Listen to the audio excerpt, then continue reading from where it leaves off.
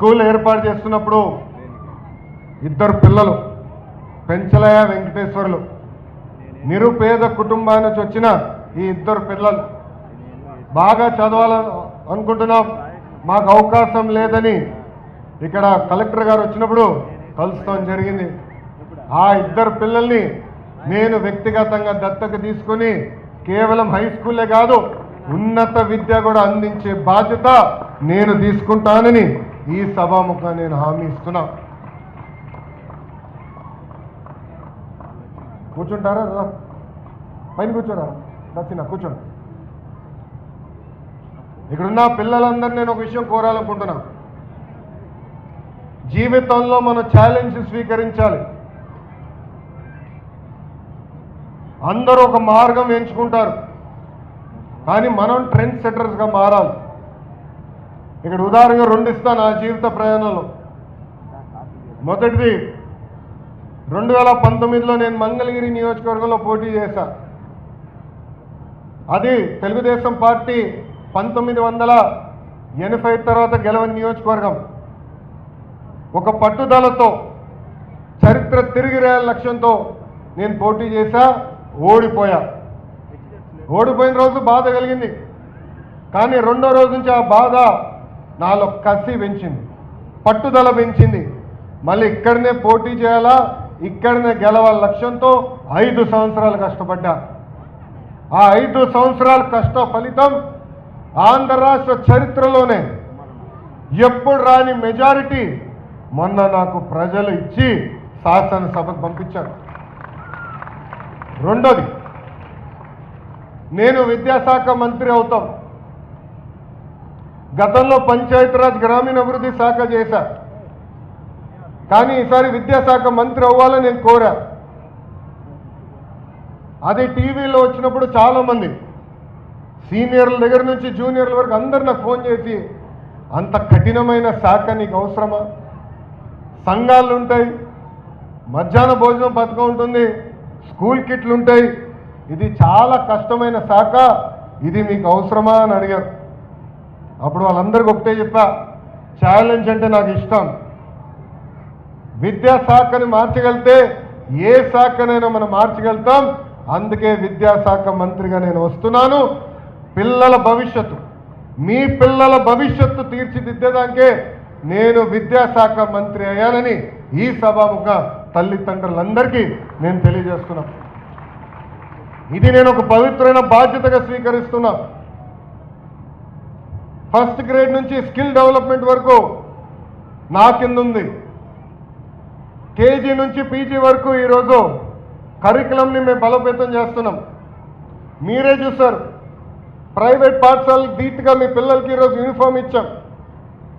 పిల్లలకి ఇచ్చిన బ్యాగులు మీరు చూశారు, పుస్తకాలు మీరు చూశారు, ఏకంగా వర్క్ బుక్స్ కూడా మేము మీ పిల్లలకి అందజేస్తాం జరిగింది.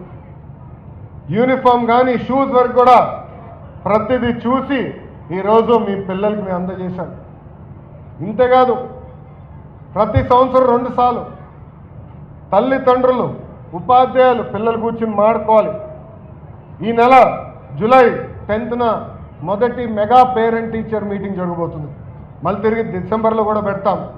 అంటే మీ పిల్లలు ఏం చదువుతున్నారు, ఎంతవరకు చదివారు, ఎక్కడ వెనుకబడి ఉన్నారో నేరుగా మీ తల్లిదండ్రులు తెలియజేసేదానికే ఈరోజు ఈ మెగా పేరెంట్ టీచర్ మీటింగ్ కూడా మన ప్రభుత్వం ఏర్పాటు చేసింది.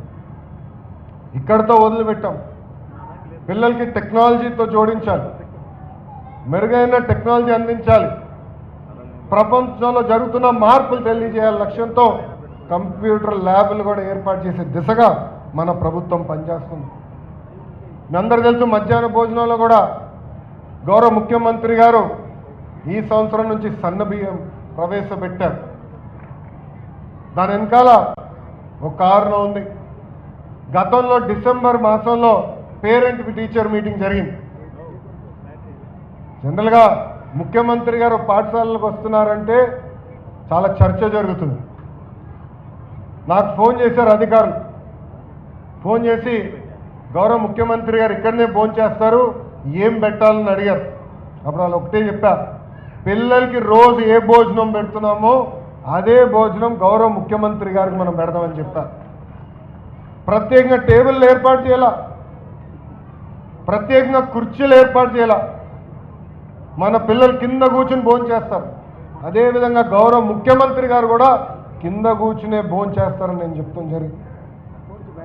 ఇది మీ అందరికి ఎందుకు చెప్తున్నానంటే, ఆ భోజనం తినిన తర్వాత నేను గౌరవ ముఖ్యమంత్రి గారు హెలికాప్టర్లో 30 నిమిషాలు ప్రయాణం చేశా. ఆ 30 నిమిషాలు మన పిల్లలు తింటున్న భోజనం గురించి మాట్లాడారు.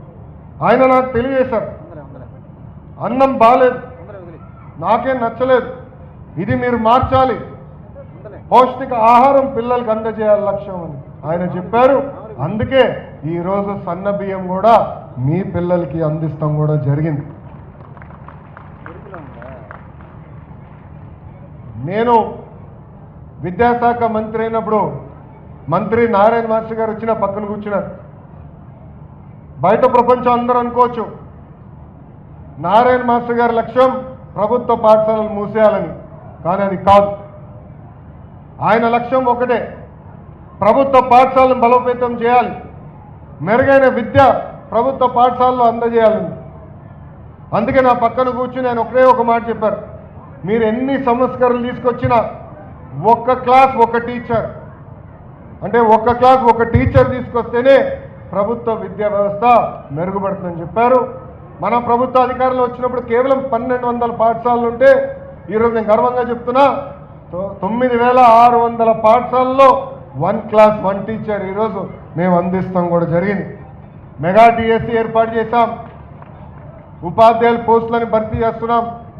మొదటి విడతలో 16,347 పోస్టులు కూడా మేము భర్తీ చేస్తాం జరిగింది. రాబోయే రోజుల్లో కూడా పోస్టులని ఒక పద్ధతి ప్రకారం భర్తీ చేస్తామని తెలియజేస్తాం జరుగుతుంది. ఉపాధ్యాయులు కూడా తెలుసు, మీకోసం ప్రత్యేకంగా టీచర్ ట్రాన్స్ఫర్ యాక్ట్ తీసుకొచ్చా, సీనియారిటీ లిస్ట్ ఫిక్స్ చేశాం.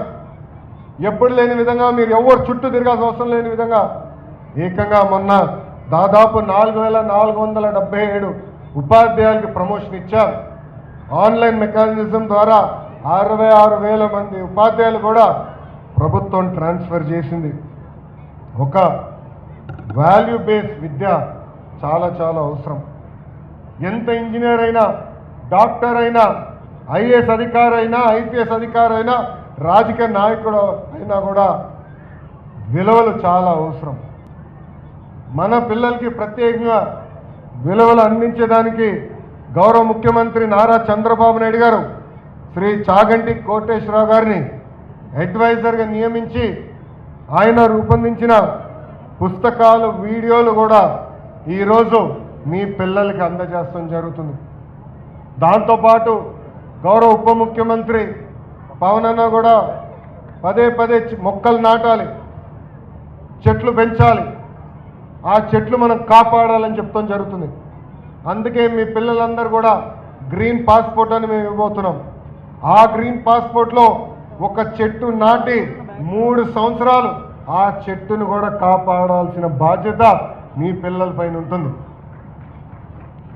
మీ పిల్లలు ఆ చెట్టు కాపాడిన తర్వాతనే ఉపాధ్యాయులు పాస్పోర్ట్ పైన సంతకం పెడతాం జరుగుతుంది. నేను విద్యాశాఖ మంత్రి అయిన ఫస్ట్ సెకండ్ క్లాస్ పుస్తకాలు చూసా. దాంట్లో ఇంటి పనులంతా ఆడవాళ్ళే చేస్తూనే ఉన్నాయి. నేను మా అధికారులు చెప్పా, చిన్న వయసులో నాకు పెళ్ళయింది, నేను బ్రహ్మ అమెరికాకి వెళ్ళినప్పుడు ఇంటి పనులు సమానంగా చేశాం, అంటే 50-50. అందుకే ఈరోజు పాఠశాల పుస్తకాల్లో కూడా ఇంటి పనులు 50% మగవాళ్ళు చేసే ఫోటోలు ఉన్నాయి. అంటే మహిళల్ని గౌరవించాలా, అన్నిట్లో మగ ఆడ సమానం అనేది పాఠశాల నుంచే ప్రారంభించాల లక్ష్యంతో మీ ప్రభుత్వం పనిచేస్తుంది. ఇంకా ప్రతి సాటర్డే నో బ్యాగ్ డే కింద ప్రకటించాం.